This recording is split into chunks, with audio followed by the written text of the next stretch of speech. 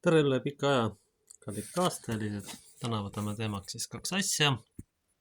Politsei ülereageerimise ja arutelu kirikus, et kas umbes siis lubada seda soovõrdsust või mitte. Ja aluseks tuleb täna raamatust Joona 3. peatükist 3-6. Siis Joona võttis kätte ja läks issanda sõna peale Niinivesse. Niinive oli suur linn Jumala ees, 3 päeva teekonda. Ja Joona hakkas linna läbi käima, käies esimese päeva teed ta hüüdis ja ütles veel 40 päeva Niinive hävitatakse. Niinive mehed uskusid Jumalasse, kuulutasid paastu riietuse kotiriidesse nii suured kui väikesed. Ja kui sõna jõudis Niinive kuningani, tõusis ta oma aujääret, võttis maatli seljas, kattis ennast kotiriidega, istus tuha peale. Aamen. See on igati elementaarne ja loogiline uskliku inimese käitumine. Paastu režiimi peale minek. Kui on kriitiline olukord, aga mida siis seltsimehed teevad?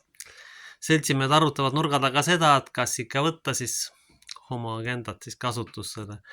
Et see, et ainuüksi see fakt, et Luteri kirikus sellist asja arutatakse, paneks Martin Luteri hauast teist külge pöörama. No tulge mehed, taevas appi, mida te mõtlete? Siin pole mitte midagi arutada. See on otseselt luterliku õpetuse vastu, räigelt. Need, mida liberaalteologid on teinud, see ei ole enam luterlus. Martin Luther seda kindlasti ei lubaks endal. See läheb otseselt, kaudselt kallale perekondlike alusväärtustele, mida tegelikult iga konfessioon, iga kogudus peaks kaitsma. See ei ole normaalne. Selle tagajärjel me näeme juba lagunenud perekondi, hävinud süsteeme. See on selle liberaalse maailmavaate tagajärg.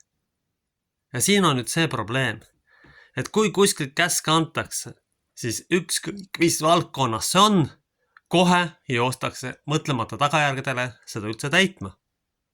See on see sama olukord. Siin Tallinnas oli juhtum Tammsaare pargis, kus siis vanem proua avaldas oma arvamust ja seltsimehed arvasid, et peaks siis tädi pokri pistma. Selle asemel, et naisterahvaga natuke vestelda välja selgitada, mis tal siis probleem on, ei, vana inimene pannakse pokri. See on räigi ülereageerimine. Kuulge, te ei suuda tädikesega ka suheldada, kallid inimesed. No mida te mõtlete, kuidas te tulete tööle, mis on seotud inimestega ja pistate vana inimese pokri? Vahet ei ole, mis ta tegi. Teid on kutsutud ja seatud selle peale, et korda tagada, aga inimlikul viisil, mitte üle sõites ja üle reageerides. See on päris kohutav situatsioon. Ja kolmas olukord, mis ma siis ütlesin, et seltsimehed lasid 65-aastase mehe maha, aru saamata isegi sellest, kas tüübil on siis relv laetud või ei ole, või kas see on vinnastatud või mitte. Mul tekib küsimus, et mis teie närvisüsteemis inimesed lahti on. Ja need ei ole ainukesed eluvaldkonnad, kui see vilt on. Kõige naljakam oli ikkagi see, kui tugikeskuse tädi kutsus 3. klassi lapsele politsei, sellepärast ta telefoni käest ei olnud. Ta tulge taevas appi. See näitab, et närvisüsteem on läbi, see näitab, et ühiskond on tasakaalust väljas. Aga kujutame nüüd edasi ette, lähme veel edasi. Väga kindel on, et töötus ja majanduskriis süveneb. Päris kindel on see, et kõik inimesed ei saa enam tööd. Või ollakse sunnitud midema madalama haridustasemele. Kui te omal positsioonil, omal haridustasemel ei suuda inimlikult käituda, mis siis edasi saama hakkab? Milline see ühiskond üldse tegelikult välja nägema hakkab. See on päris katastroofiline olukord. See on päris ohtlik olukord tegelikult. Nagu kõigest veel selleks vähe on, siis tüübid tulid veel kuskil Soomes kokku ja arvasid, et võiks nagu Venemaale sõja kuulutada. No ma ei kujuta ette, et mingisugune kass läks karule kallale. Looduses oleks naeruväärne ja see on sisuliselt suitsiidiga tegemist. Sest ükskõik kui nõrgu, ükskõik millises seisus idakalda naaber on, ikkagi ta on antud juhul kindlasti Euroopa riikidest üle. Ja see on suitsiid. Ja kui NATO seda soodustab, siis sisuliselt tegeleb otseselt genotsiidiga. See on otsene genotsiid rahva vastu. Lihtsalt sellepärast, et kuskil on antud käsk vähendada rahva arvu. Selles ei ole mitte mingit kahtlust. Nii. Ja kui me läheme edasi, kui kohalik peavalu kirik hakkab arutama mingisugust sugude teemat, siis see on nii räigelt vastuolus luterliku kirikuga, et siis võiks sealt see luterlik juba üldse ära võtta tegelikult. See on mitte midagi enam sellega pistmist. Õpetatakse mingit peavalu õudust lihtsalt enamasti. Mis on luterlusel pistmist liberaalse filosoofiaga näiteks? Mitte midagi. Ja nüüd siis tulevad seltsimehed selle katteks välja, et liturgia uuendusi ja muud sellist tühja tähjaga tegeleda, selle asemel et tegeleda tegelike probleemidega, ehk tegelikult sellega, et kirikud on tühjad. Ja kristlikud väärtused on sisuliselt kadunud. Praeguses kriisiolukorras ja tõenäoliselt halvema variandi puhul isegi sõjalises olukorras pole inimestel enam millegi peale toetuda.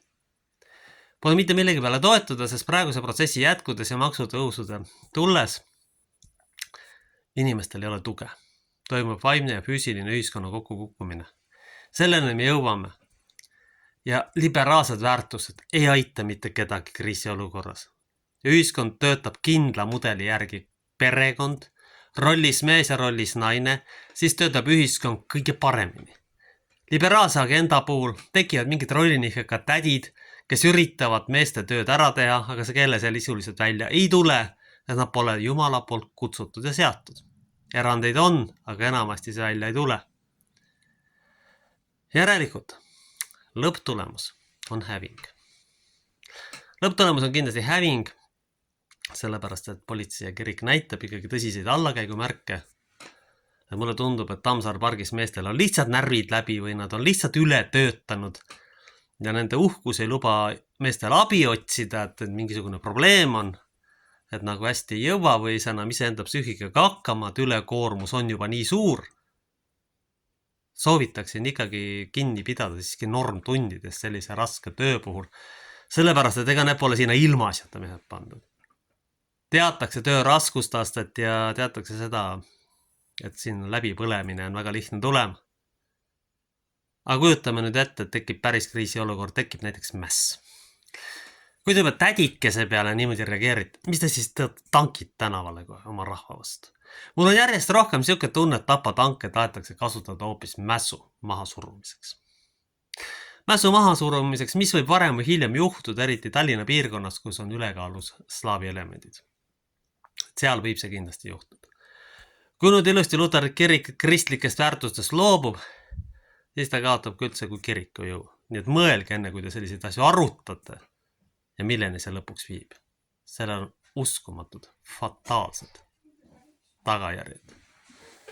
Sellel on fataalsed tagajärjed, mida me ei saa lubada endale ühiskonnas, mis on niigi lääbakil ja mis on niigi pikali ja mille ühiskond, mille asjad enam ammu ei tööta. Kas selleni oleme jõudnud? Kas me tõesti tahame seda, et siin ühel päeval mingid islamistid ja terroristid ringi jalutavad? Kui oma rahva iive on praktiliselt miinuses, siis on näha, et see tegemist on teadliku rahvastiku väljavahetamisprotsessiga. Selles ei ole mitte mingisugust kahtlust. Niisiis veel kord, politsei ja Luteri kirik on tegelikult alla käinud. Ja ilmselt see personalipoliitika on selline, et inimesed ei suuda teha täiskoormusega tööd ja teevad ületunde. Ja siis ma tean omast käest, et siis närvid saavad otsa, inimesed põlevad läbi. Need kallid kaastelised, olge väga ettevaatlikud sellega. Sest selge on see, kriis süveneb, maksupoliitika endises jäädes majandus sisuliselt kukub kokku. Selles ei ole üldse mitte mingisugust kahtlust. Me oleme jõudnud olukorda, mis on muutunud äärmiselt ohtlikuks ja äärmiselt kriitiliseks meie kõikide jaoks. Me peame perekondlikud väärtused kilbile tõstma. Luteri kirik peab lõpetama igasuguse arutamise sooideoloogiate üle, see on otseselt vastuolus kristliku õpetusega. Ja politsei peab keelama inimestel ületunnid teha ja võib-olla veel palka juurde panema selleks, et mehed ei peaks kuskil ületunde tegema. Aamen.